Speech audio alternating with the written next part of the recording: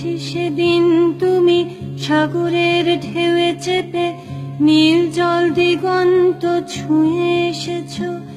আমি শুনেছি সেদিন তুমি নোনা বালি তীর ধরে বহুদূর বহুদূর হেঁটে এসেছো। আমি কখনো যাইনি জলে, কখনো ভাসিনি নীলে, কখনো রাখিনি চোখ ডানা মেলা গাংচিলে।